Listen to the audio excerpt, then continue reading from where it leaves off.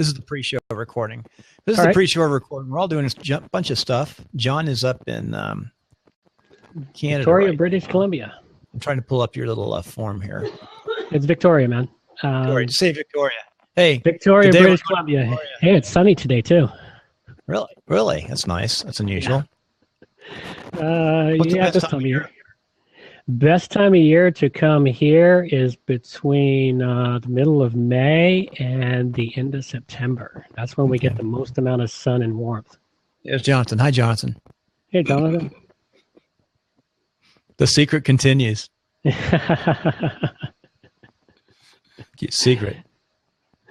So yeah, Victoria is a wonderful city. Yeah, I'm going to set up that Saturday show right after this, and the other after I contact JetBlue. So let's do this thing. I'm going to do a pause. Okay. We got a little clock here, our low tech clock. So that's how I time it. Try to keep it in 30 minutes. Okay.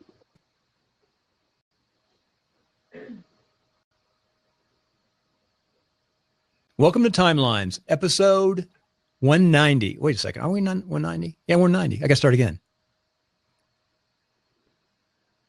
Welcome to Timelines, episode 190, recorded January 28th, 2016. Well, today we have John. Oh, wait a second. I'm not going to do, I said I wasn't going to do a recording, so I'm going to say hi, John. Because I'm going to go back and just pre-record. It's too easy just to record it and do it right. Wind the cart back. We can start right now.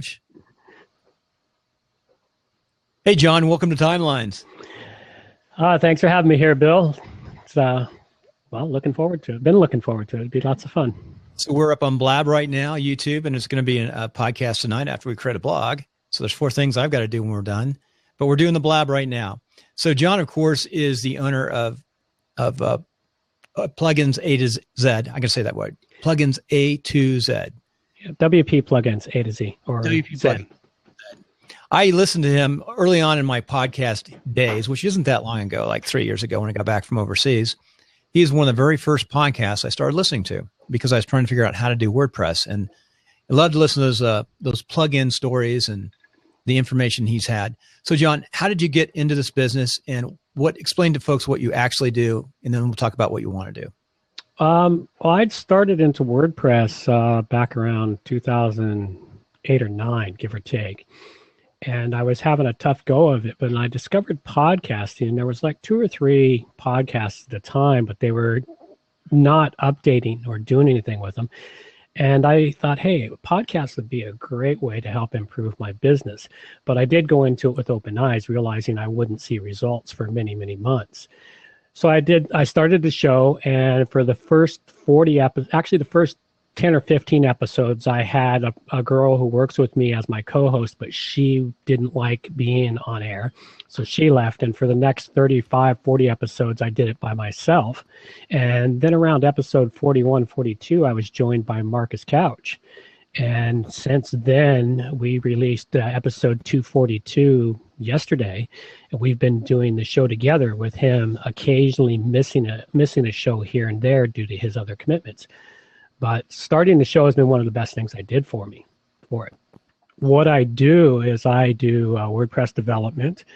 I specialize in fixing broken WordPress websites. When a site is hacked, cracked, damaged in some way or another, what people often want to do is throw out the whole works and start all over, but they don't realize how much that will cost them in the end and how much they will lose. I go in and fix websites and bring them back to life and save them from the brink of disaster. So that's one of the things I specialize in. While I still do complete development from scratch, these days I do a lot of consulting, helping people save money before they build their WordPress websites, because when WordPress started, it was really complicated and there weren't a lot of plugins. And I used to actually teach classes on how to use it. But as it's advanced, it's gotten easier to use. But at the same time, it's gotten harder in the fact that when I started my show, there was less than 9,000 plugins in the WordPress repository. Now there is over 40,000 in the WordPress repository and still growing. So what happens is people just throw so many plugins at their site and they often don't know what to choose or how to choose the right ones to go with it. So I help people save money by consulting with them and picking the right themes, picking the right plugins to do with everything. So hope that gives a good wind up of what I'm doing, what I do. It's all about WordPress. I really like the WordPress community too. It's a fun community. And it's a lot more complex. So you've got a couple kids, right? I do. I have 3 kids. I have a daughter who's in her 20s who's given me 2 grandchildren already. And I have 2 young boys, age 6 and 8, who are turning 7 and 9 this year. You're like me. I've got 13 and 15 and 29. Yeah. A little gap there. Yeah, I had a pretty good gap there, but it's quite nice. It's kind of odd that I'm a grandfather at my age. So that's good. That's fun. Keeps you busy, though. It does. It does keep me busy and keeps me hopping at times. So you're in transition right now. You've seen a lot of change. You started by helping folks build WordPress sites, create the show. The podcast has helped. How else do you market your business, or how have you marketed your business? Mostly word of mouth and my website and social media. I mean, I was there at the beginning of Twitter, and Twitter helped me launch my business along with the podcast. And I was very active on Twitter for a couple of years, and then it started sucking so much time, I put it away and didn't touch it for a while. And I'm just now getting active in social media again. So what do you see? How has social media changed? Social media has changed a lot now in that you have to kind of pick a focus on what you're going to do. I mean, there's so many avenues for social media. I mean, you've got, how many live streaming platforms are there? It's like, I didn't even realize I'd heard about Periscope, but I didn't even have a clue what it was. I discovered Blab accidentally when I started my Kickstarter. And I discovered, because of the way Blab is doing it, it fit in perfectly with my podcast. And that's why I just sort of gravitated to it. Facebook I still use, and Twitter I use. But the way it's changed is, I guess it's just become more information. It's harder to sort it all. Yeah, it's getting very noisy out there. All the different things. Even the podcasts have exploded. There's supposedly 1,000 new podcasts a week. Oh, I know. There's dozens of new WordPress podcasts. One joy I take in it is that people don't realize how hard doing a podcast is. And I know that any new shows, there's a better than 70% chance they won't last past 10 episodes. Right. It's 3 to 7. 7's the fade. Yeah, 7's the fade. And what they find out is, like, I do a half an hour show a week on average, and that half an hour show requires a 3 to 4 hour time commitment to do. And a lot of people don't realize that about podcasts, which is one of the reasons why I was trying to make my podcast my full-time business, hoping to raise funds through Kickstarter to do that. But I sort of overestimated my audience.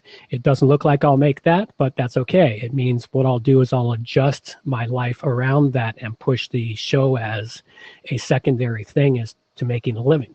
And maybe over the next year, I'll bring the show up even higher in its rankings. So, yeah, I think it's tough to make a living with a podcast. I think 3 to 7% of the people make a living, but there are ways to do it. It can even be micro too. Yeah, there's lots of ways to do it. Using the podcast as a way to bring people to your site. Using the podcast as a way to bring business. I mean, one of the things my show did for me is still brings me 1 to 3 phone calls a week for people that need work done on their website.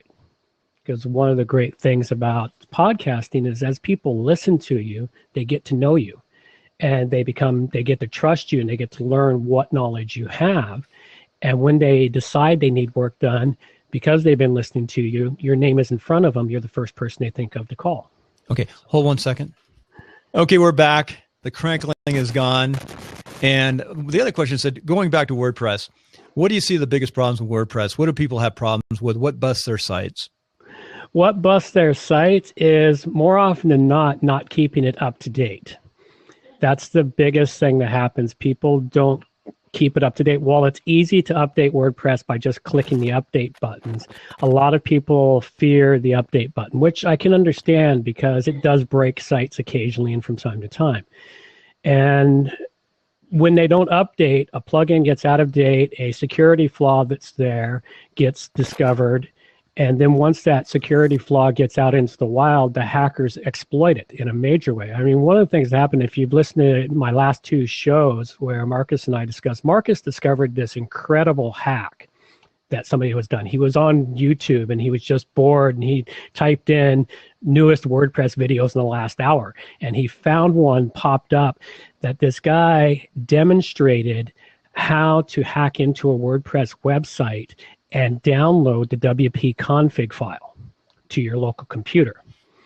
And the WP config file is your core file, which holds all your passwords, your database, and everything else. And there was a way to download it. Now, this exploit was done with a very specific theme. I'm not going to go into the details of all of this. If you really want it, go search for it.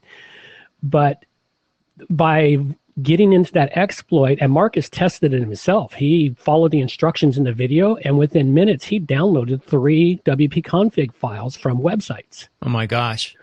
And this is a theme that is being widely used out there, and this theme has a 0-day flaw in it that with the right commands sent through a browser, you get instant access to their WP config file. Just tell me it's not Genesis.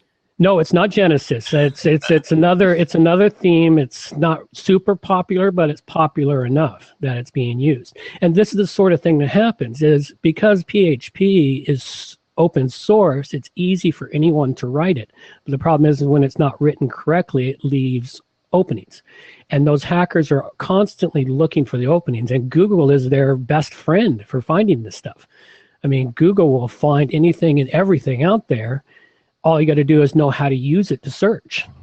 And when they find these flaws and openings, they inject code in there. And the biggest thing they use, and what a lot of people don't realize, is I work on a lot of websites that are hacked, but people don't even know they've been hacked because the hacker didn't go in to destroy anything.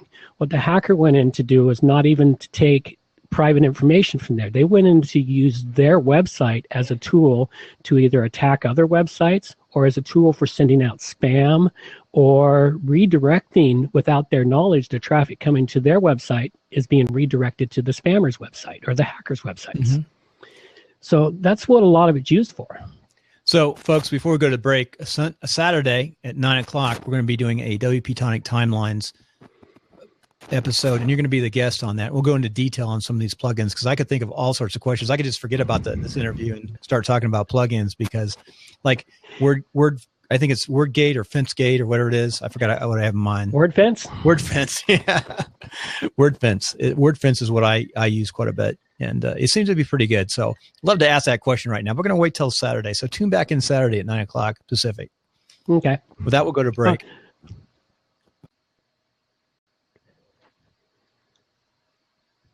John, coming back off the break, before we go to your success leadership principles, I'm going to ask you one question about a plugin. What is your favorite plugin? My favorite plugin that I use, and it's the very first one I install, is called Anti-Spam Bee. While so many people like to use Akismet, I don't because it requires too much effort to set up. Anti-Spam Bee works better than Akismet, in my opinion.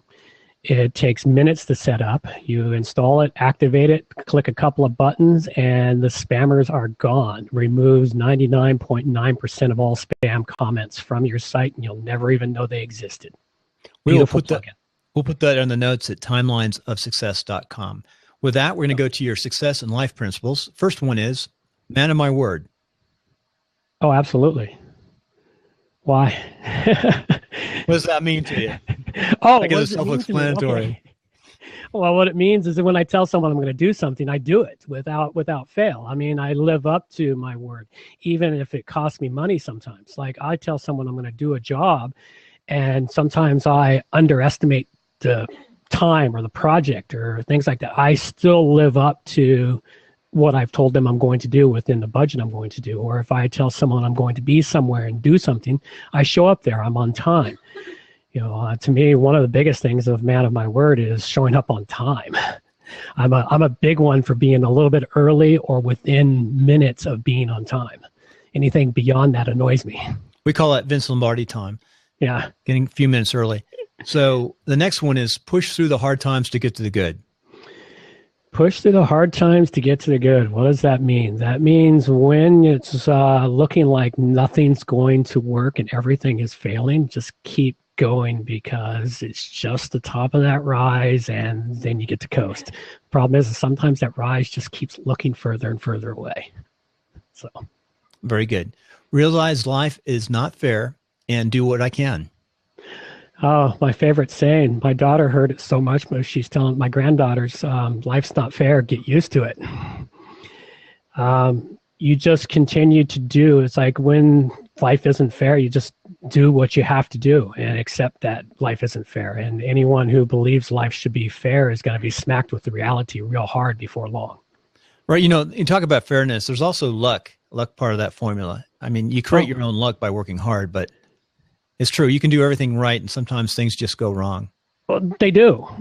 Luck is always in the equation, and you never know when good luck is going to strike. You never know when bad luck is going to strike. The problem is if bad luck strikes, you just kind of take a step back and go, okay, keep digging because the good luck will rear itself. It always seems to happen. Luck is determined by how much work is put into it. It's like you hear about these people who are overnight successes, but people don't stop to think and look back at that person's 10-year history. That wasn't an overnight success. It was just all of a sudden you hear about the success. They spent 10 years getting there. Right. Or putting on a podcast every day for a while. Yeah, putting in a podcast every day for a while. All of a sudden, boom, there it's there. I mean, some people catapult up there, but those people there usually have connections that help get them there faster. The buck stops with me. Always. I have a sign up on my wall in my office that says the buck stops here, which means to me, whenever there's a decision that has to be made and people are hem-hawing, it's like, I'll just take the decision and own it and say, this is the decision. People got a question about it. Bring it back to me. I'll take ownership of it. Very good. And finally, not everyone sees what you see. That's so true. You know, what's funny. I actually got that on my wall too. I even misspelt remember specifically because it says, remember, not everyone sees what you see, because you can see something and you get so used to looking at it. Somebody else can come along and see all the different angles of what it might be. So there's a lot of ways to look at that. I didn't even think, like you just mentioned, like a copyright. You think you've written something beautiful and you have a copyright look at it, or somebody else look at it and say, oh. Yeah, that happens. Approach. And then socially, overseas in different cultures, we all have, I call social filters. We all see things different. That's why we have politics and different opinions. Yeah, well, I was fortunate. I was raised as a military brat, so I got to see the world as a kid. What was American or Canadian? My dad was in the U.S. Navy. Oh, the Navy. And we got to spend time in places such as Spain and Philippines and overseas. So I got exposed to some interesting cultures as a kid. Rota, Spain, I take it. Rota, yeah. Yeah. Been there many a time. That's kind of neat. See, you found a little bit more about you, your background. Where were you raised? Where did you grow up? All over the world. The longest place we spent any time was Southern California, San Diego. That was the longest station points. Rota, we spent 3 years there. That was his longest shore leave duty. Those are two nice places to be. There's a lot of technology down in San Diego. That's where the social media has really blossomed. A lot of people down there. I've still got some friends down that area. That's really good. Good to hear that. Now, I've got to ask this. How'd you end up in Canada? My mom's Canadian. Okay. So are you a dual citizen? Yes, I am. Yeah. Yeah, my dad's ship came into Victoria one day, and 6 months later, he had a new redheaded wife.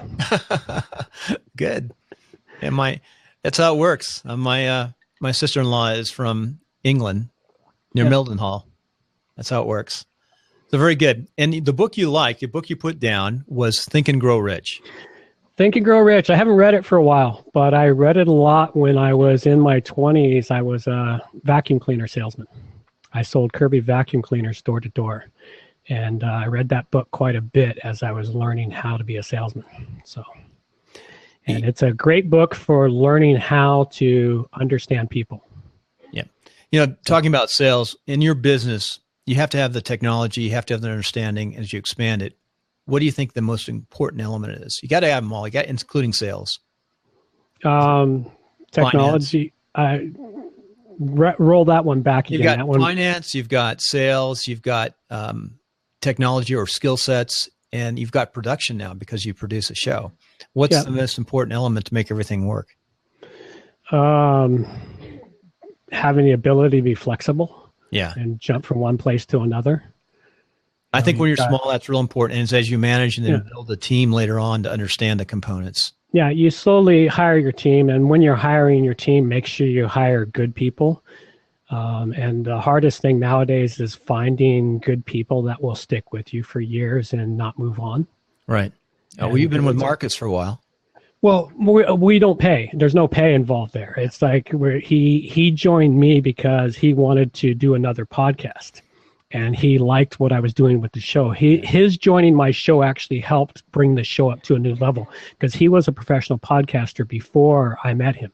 He was doing podcasts in the early days back in 2000. He was right up there with Adam Curry, the Podfather. So, I just realized something I did. I sent him an email. I meant to send it to you. Oh. And he came back with some crazy answer. I said, "What's this?" Now I realized what I did. I just did that all right. Like last week. I sent him an example of a show. I said, "What are you thinking of this?" Oh, I just thought you need to know. You know how you just do things quickly. You're doing a million things. Yeah. Oh yeah. I just realized I did that. So, hey, with that, we're going to go to a break.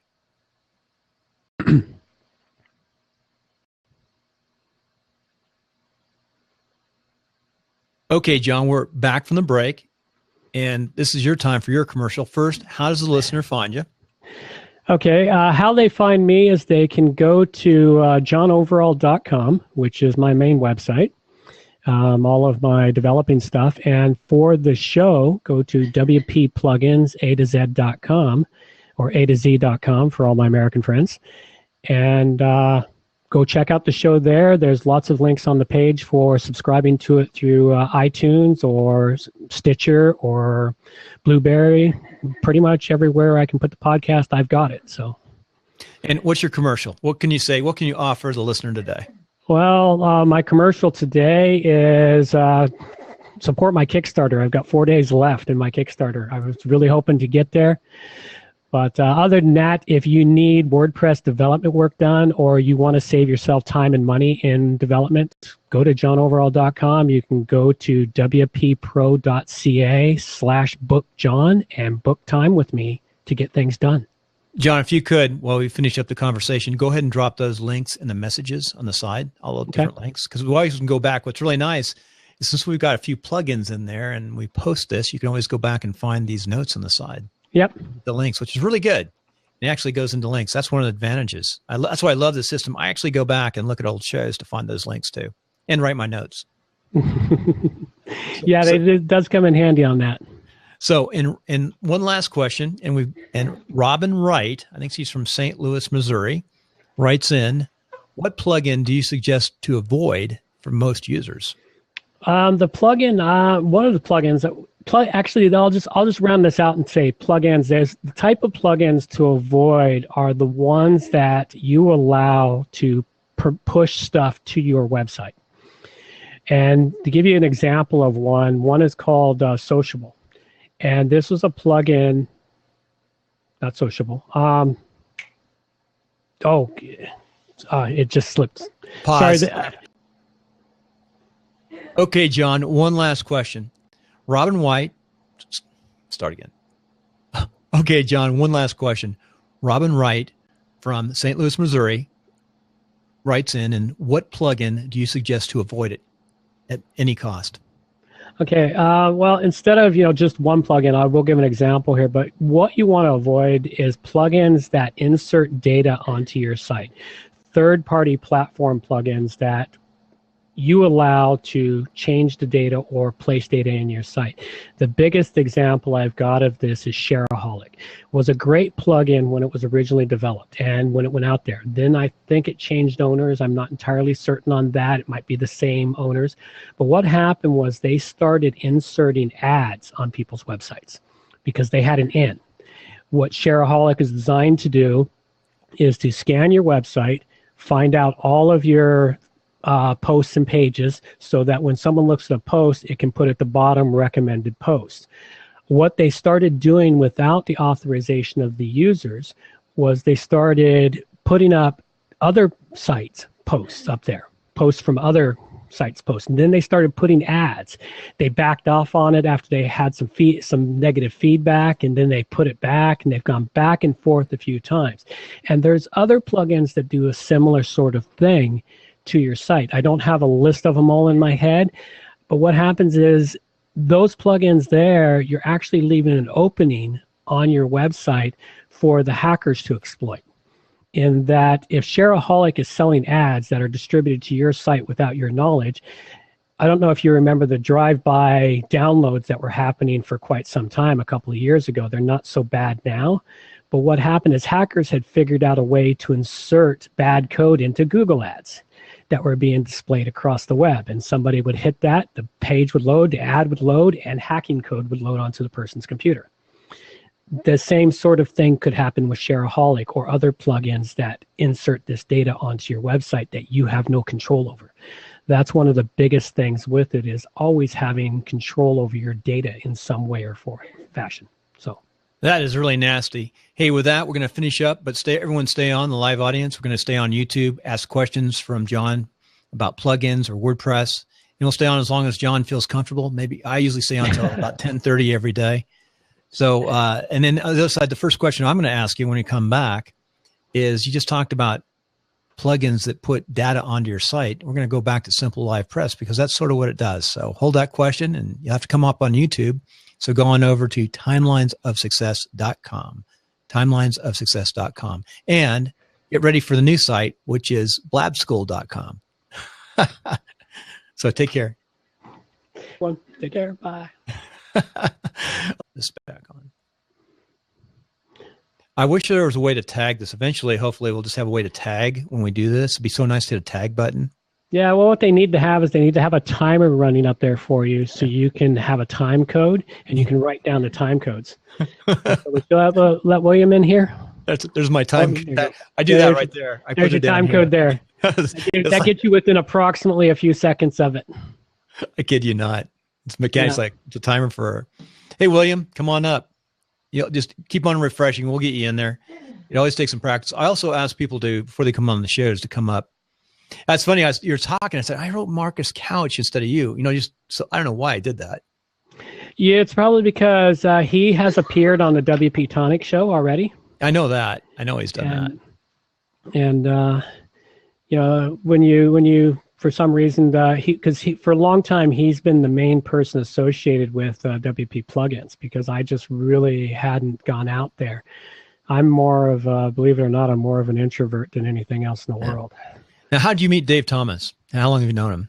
Dave Thomas. From there's Roxanne. Dave School Thomas Podcasting. from School Podcasting, yeah.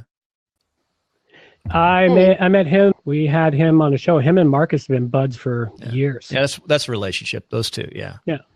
I assume that Dave has probably done work with you to ask you questions. Yeah. Well, Dave's actually hired me a couple of times to work on his site. He's got a couple things. He's got a podcast. He's got a little short one he does. Hold it a second. About plugins. He calls it something plugins. It's really short. It's like 10 minutes. Little iTunes. Yeah, it's a select plugins. He comes up with 3 plugins and how good they're useful. Yeah. So Roxanne, what is your question for? Well, William John? says you have to kick him out because he can't get out. Oh, okay. And you're still recording. Yeah, because we always record YouTube afterward. Okay. Yeah. All right. So we don't break now. I did have a question. Is there a WordPress that includes doctor's office, and since they're a nonprofit, to make it look like a charity also? You kind of came too muffled there, Robin. Let's try that one more time. Your sound's not that good today. Oh, it's not? No, you're using this mic on the computer, I think, today. No? Let me make sure it's all plugged in. No? Is it better now? Yeah, it's Slightly, okay. yeah. Ask that question again, Roxanne, please. Okay. I'm trying to make a WordPress site that is for a doctor's office that is also nonprofit. Is there something that I can choose that includes them both? I don't know of any that includes them both. You'd probably going to have to choose a theme that will emphasize one or the other, and then just add the components you need for the other one. Okay. Because I haven't run across one that runs doctor's office and nonprofit together, because those two terms are almost contradictory. I know. Very rarely. Especially down there in the States, where you guys got to pay for your health care. I know. She's rare that you'd find one like that, but she's a nonprofit. So, all right. Thank you. Thanks, Yep, Roxanne. not a problem. So, Well, so what, have you, it's not really, well, here's a good plugin. I'm looking at a plugin right now, membership plugins. Any favorite membership plugins?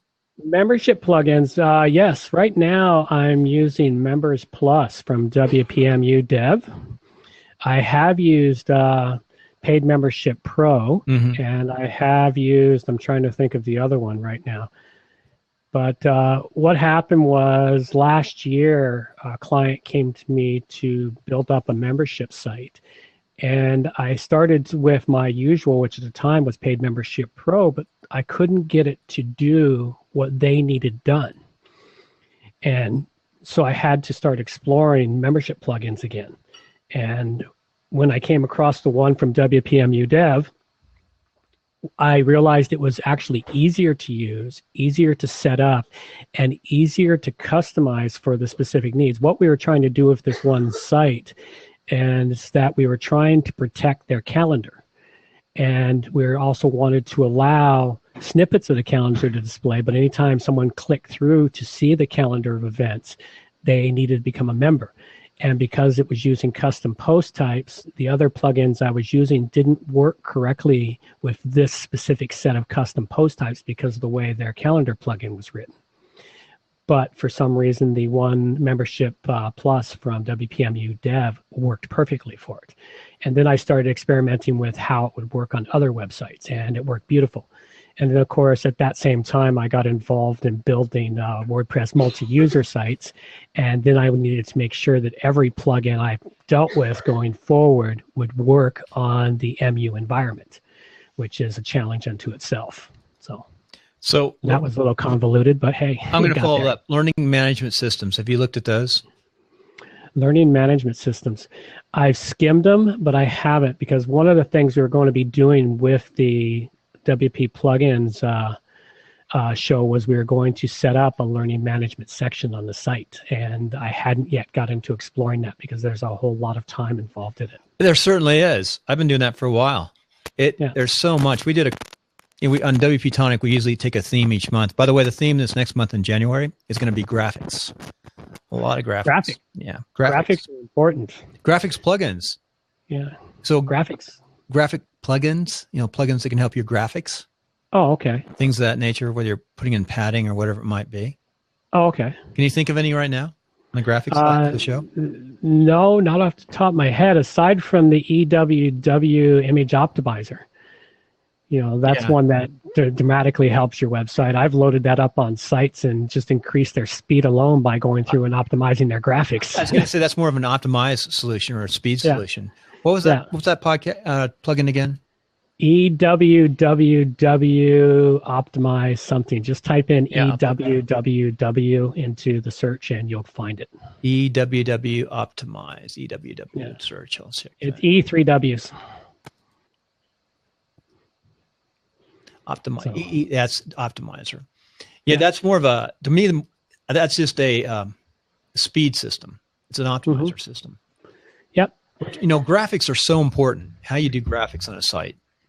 And that's probably one of the hardest things people have is creating great graphics. They are, and it's always a bit of a challenge to make sure the graphics are created correctly. I think my pages are pretty solid and fundamental with Genesis, and I use Dynamic to design them a bit. But my graphics really need some work, the pizzazz. And I'm not sure exactly what the best way to do that. I guess hire a graphics designer to get in there and work with you. The problem is, how do you find a good graphics designer who understands WordPress well enough to really interface? That's hard. Really what you want to do is you want to find a good graphics designer and tell them the specs to build your graphics at. Because graphics designer is usually an artist, and artists are not someone that really want to dig into the code and stuff. If you're going to do it, just hire the best graphics designer you can afford. Tell them the specs to build your graphics at, and they will provide you with those graphics at those exact specs. and then you insert them into your site. Or if you have an AI file, you can make them whatever you want to do with them. Well, any good graphics designer you hire will return you an AI file, right. But they'll usually return you 5 files. They'll return you the AI file, the Photoshop file, the PNG file, and a GIF file. And I can't get the other one in my head. Oh, the EPS file. EPS, not a JPEG. Well, the JPEG can be created from any of that. Yeah. But a good graphic designer is worth their weight in gold if you've got one, because they'll produce you the quality graphics you need. The problem is finding one. I've got a couple of good local ones here I can recommend to folks if you're looking for one. I am. Oh, that's not it. We were looking at a couple of things. Have you looked at Zippy courses? This is really hard. You know how many gazillion plugins are there? There is 40,000 in the WordPress repository. I imagine there's probably 40,000 at Code Canyon. And then there's probably thousands and thousands more out there on individual developers' websites. I mean, look at the... So how many of these are just forked and reforked? A lot are forked and reforked. And that's a bit of a problem too, is that they're forked and reforked. But the thing is sometimes the developer goes along. Like I've had plugins, one of the biggest problems that happens is college kids, when they're just starting learning code, they'll discover WordPress, they'll write these fantastic plugins, and they'll keep them updated for a couple of years while they're in college. Mm-hmm. Then they'll graduate, get a real job, and abandon the plugin because the plugin doesn't make them any money, or they hadn't figured out how to monetize it. And so then there's going to be a refork of it. I mean, there's like some of the best plugins out there now are just reforks. I mean, look at WooCommerce. WooCommerce was just a fork of Jingo Shop when it started. And what I'm finding today is we've been looking at membership sites and said, man, these look a lot the same. And they're all forked. Yeah. And the LMS, people are starting to fork some parts. A lot of LMS is a combination of SaaS and a plugin. Yep. And that's what's happening. The SaaS, they can make some money off the SaaS, right? That's where you make money. Yeah, services and software is a big way to make money. Once you find something that offers up a service, I mean, what was the one that I just did a review on? Push Crew. Push Crew is one I just recently reviewed. It's a simple plugin that adds the ability on your site to push out notifications, not directly from your website, but from their website. But what happens when somebody goes to, like if they show up at WP Plugins A to Z, one of the first things they'll get if they're using Chrome is they'll get a pop-up asking if they would like to receive push notifications. And when they get that notification, if they accept it, I can now send them a push notification that will arrive on their mobile device and their computer, whether they're online or not. And that's a service as a software. Right now, they've got a free plan, which offers you up to 500 subscribers. And once you get beyond that, they start charging for it. And that's what the service as a software is going towards, is finding a solution that can be sold that can also then be turned into a subscription basis. Yeah. I can't find the site, but there's a software, there's an LMS, learning management system. The gentleman is putting on, taking 10 people onto a course, and he's got all these degrees, and he's out of San Francisco. But it looks like it's forked. It's like I've seen that before. Yeah. That's how the folks are making money. There's nothing wrong with forking as long as you maintain it.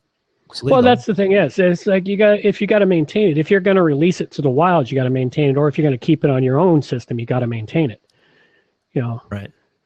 So that's the thing. If you got to maintain it, and then, but anyway, you're seeing the fork. That's one thing about WordPress is because you can fork legally, you get more creativity and more plugins and just more choice and more innovation.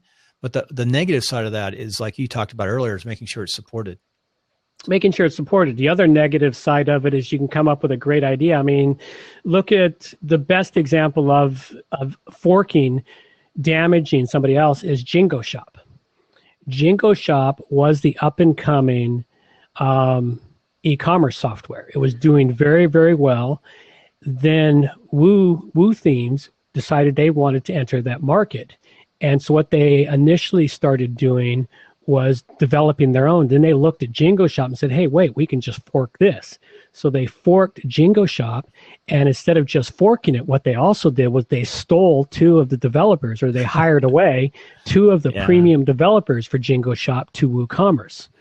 And then they started with the fork. Now it's something that is only slightly related to Jingo Shop. But still, because they did that and they used the developers from Jingo Shop to move their product along, Jingo Shop fell into not quite obscurity, but they're way down the list now. And that's the problem with forking, is while it's good, it's bad. It can be damaging. So you just have to make sure you stay innovative and ahead of your competition when you create something, because at any point in time, someone can come along and do it better. Well, that's the key too. I think you said something else. That's why I usually pay for premium plugins on most of my stuff, like Gravity Forms. Yeah, Gravity Forms. I've been using them for years. So they have them. I wonder if you pay as much as I pay.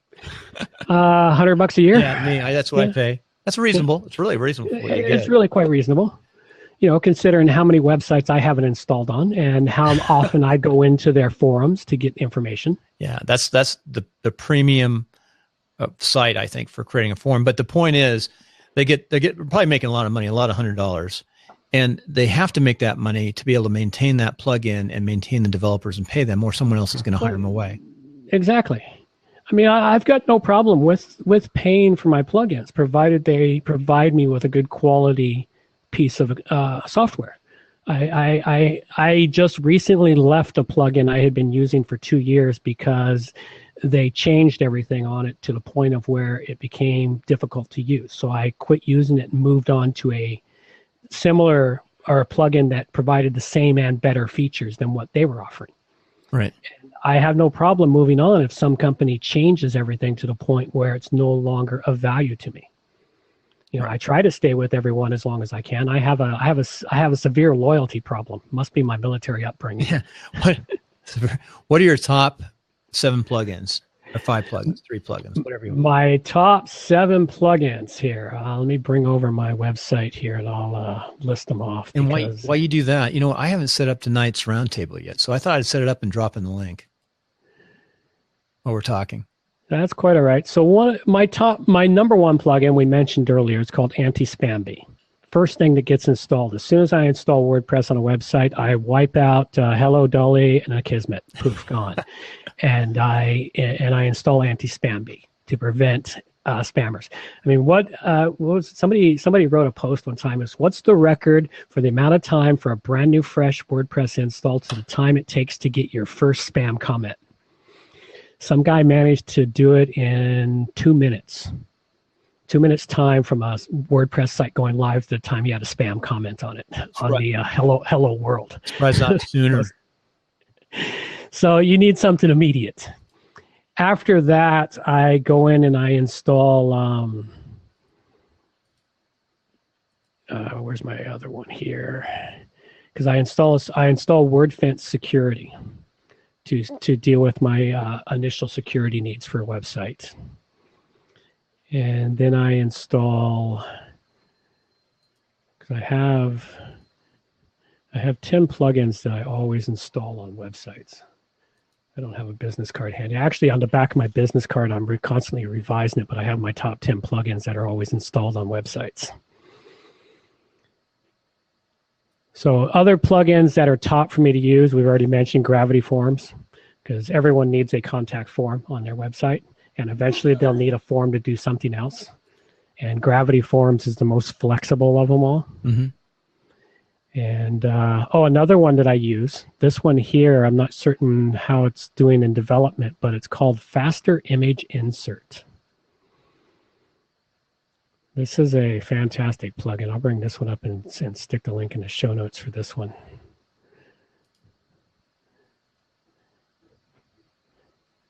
What it does, okay, this one hasn't been updated in a couple of years. I'm probably going to turn it to my developer to bring it up to date and fork it. Mm-hmm. But what it does, it still works beautifully. It's still stable. It inserts a box below your posting area in your editing area, and it allows you to upload all your media to your post and allow you to continue doing all your editing and everything else. Like one of the things that always got me, especially when I was doing my podcast, is I would have to upload my podcast to my site. And my podcast, takes 5-10 minutes to upload, depending on how big it is, and along with the images I'm going to use for the post. So I would have to stop and wait, because that's what WordPress forces you to do. You insert the thing, it brings up the box, and you can't do anything until you've got all your media uploaded. This allows you to upload the media, continue doing your editing, and then go through and edit this media and do other things with it when it's done, and then insert it into your post without having to open up the Add Media button on your posting. So it's a really beautiful one. Well, very good. Well, John, I'm almost done setting up today's roundtable. I just cut and paste your data in here. Okay. Overall, John, overall. So your mom and dad still alive? Yep. Unfortunately, my father's suffering from Alzheimer's, though. Yeah, it happens. How old is he? Yeah. 74. Yeah, sorry to hear that. Yep. It's no fun. He's retired, full retirement. Military. He's retired, lives up island, my mom's house. Well, that's nice. That makes sense too. So, yep. But close, he's got the Navy still. He's got the TRICARE.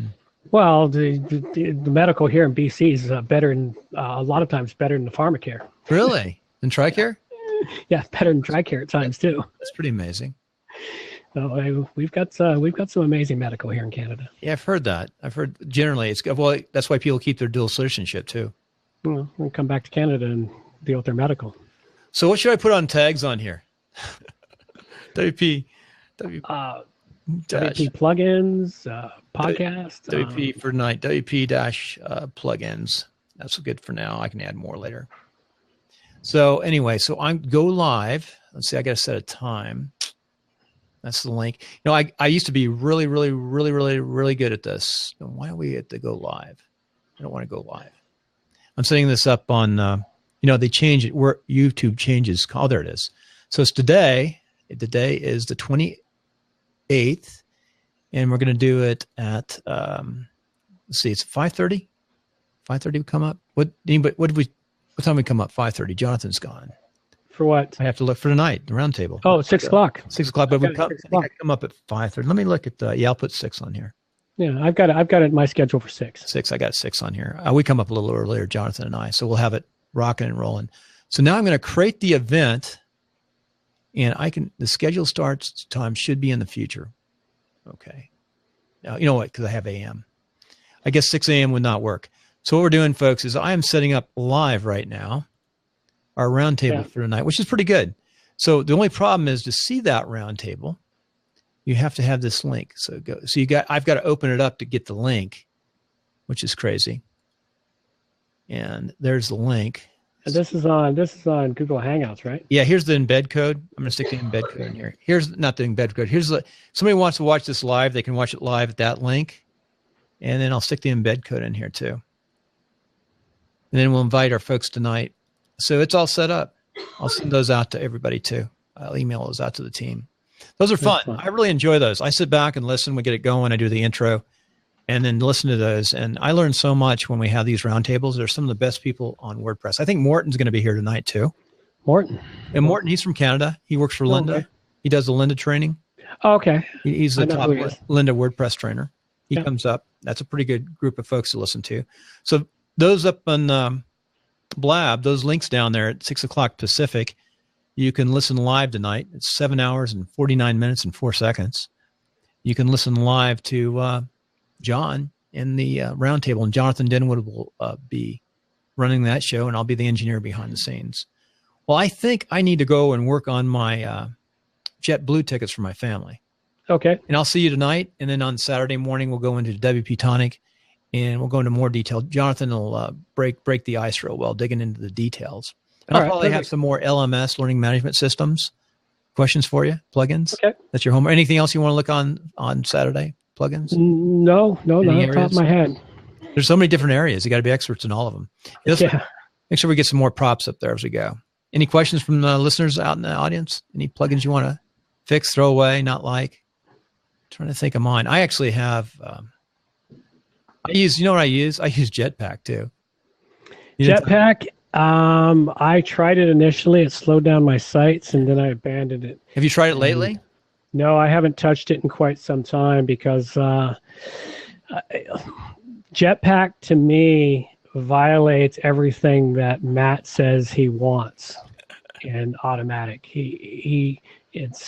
I'm one of those people that have my opinions about this stuff, and he goes against with Jetpack. He goes against the rules that he wants others to follow with Jetpack. So what are those rules you think? It's the way of inserting or forcing people to use certain information. And I can't get it all in my head at the moment, but I've written a couple of pieces on the arguments on this. I'd have to go dig them up. Every once in a while I get into it. I try to avoid those arguments, but every once in a while I just dive right into them. I use their automatic update system somewhat. I manage from WordPress. And then I also, I really like their social media, Facebook links on the side widgets. Yeah, about the only automatic update I let go is the point versions. And I won't let a major update happen with auto update. Yeah. Yeah. But the thing is, that's where I have 20 sites. So how many sites do you have? I probably have I have 20 client sites I manage, and my own sites I have another 10 or 15. Yeah. And hey, one last question. Hosting. What's your favorite hosting for your clients? When my clients want cheap hosting, I send them to Bluehost or Green Geeks. Mm-hmm. If they don't mind paying a little more, I recommend they come to me for hosting. Oh, you have your hosting? You're doing hosting? I offer hosting off my servers. That's good. Yeah, that's nice. That's a lot of work, though. It is a bit of work. I actually pay a team a monthly retainer to help keep my servers properly running. You know, one last thing. You said that you pay a team. I pay people too, but in a different way for what I do, and it really pays off. For example, going in reverse order, I have Adobe, so I've got Adobe as support, which is the worst. Then I pay. I have one machine. I have 4 Apple machines, but one machine has the Apple support package for 3 years, and that's really worth it. It's pretty good. 99% of the time, it's very, very good. Very responsive. I'm happy I have that. But you know what the best support I get out there? What's that? And it's the cheapest. It's the Google Business Apps. Google Business Apps. Yeah, I haven't even looked at Google Business Apps. You have a Google account? A Google Business account? I have a Gmail account that's hardly ever used. Like I run 98% of all of my data through my own servers. Yeah. All my email, everything else goes through my own servers. Like I do the effort to keep my IPs clean so I can send out mass emails from my servers. Yep. It's like there's a lot of stuff I go through to do that. But I guess it's this little control freak in me about maintaining total control of my data, not letting anyone else have access to it. How many IP addresses do you have? For my servers? Yeah. One server has 5. The other server has 12. I used to have 5 on mine. What's that cost you? Well, IP addresses are pretty cheap for the most part, though if you got IPv4s, which I have, they're getting expensive because we've run out of them. Yeah. But I think I pay $1 a month for all my IPs. That's cheap. You know, they're really cheap for IPs. They're $24 a year, $2 a month for the extra IPs. Whenever you get a dedicated server, they always give you 4 to start. What are you using for bandwidth, for driving your bandwidth? What do you mean? I don't understand. On your server, what are you connected up? What are you connected up to? Oh, my servers are in data centers in the States. They're in NOC centers. And no, I understand. You at least that's the way to do it now. I lease my servers. You got the old server in the garage. I used to have that. Yeah, all my internet servers are leased because I can't. Yeah. I wouldn't want to pay for upgrading the equipment. Yeah, I learned the hard way. It's like when the equipment fails, it fails, and if you're responsible for paying for it, you are stuck with a lot of money to upgrade it. But if you're leasing it, something goes wrong with the hardware, you just contact them and they replace it and you're done. So what was your last version of Exchange Server? Would have been Exchange 2007, 2008, whatever that was. 2003 was my last version. Yeah, 2007, 2008 when I had my computer store. When I sold my computer store, I took the server down a year later. Mm-hmm. I moved it to my home office and used it for a while until I managed to organize the data into my regular computers. Yeah. It's nice for an intranet, but not going outside. Oh, going outside was such a nightmare. Anytime anyone's asked me to work on a Microsoft server, I initially did that work, and then I went, no more. I'm no longer touching these. I spent from 5 o'clock in the afternoon till 2 o'clock in the morning. I spent a lot of time on that server. When everybody leaves, start playing with all the computers and office. We had an office where we had Exchange server, and I ran it, set it up, and I enjoyed it. I enjoyed doing it, but it sure was a lot of work. It had a lot of advantages. The biggest advantage I enjoyed was the having Outlook centralized. Yeah. That's what we did. We had Outlook. Yeah. And one time it actually saved me because we had a major crash on a main computer that had the major Outlook accounts, and we were able to restore them all back from the server. I had 7 licenses of Act back then and had the had the server license. Yeah. I really liked that. But you can't. That's like I was pre-cloud like they do today. Yeah. And that was really nice. Then we used to VPN into it from other places. Network. Oh yeah, really I did that too. I used to travel a lot back then, and I used to go to the States and I VPN into my own servers. Yeah, we were ahead of the cloud. Ahead of the cloud. I was doing cloud stuff before the cloud existed. That's what we were doing, and it worked. We got a lot of work done, but that whole environment changed. It seems like in a weird way, it's almost more expensive now with all the things we have to do and get and learn. It is. It's harder, and I don't trust the cloud about as far as I can throw it. So, well, I'll let you go. Thank you for coming on. See you tonight at 6 o'clock. All right. Take care, Bill. Take care. Have a good day. Bye. Bye. Oops, was I not recording? Anyway, thank you, folks, for tuning in. Tonight we have the roundtable at 6 o'clock. This will be up at 6. We're finishing up on the January 28th, 2016.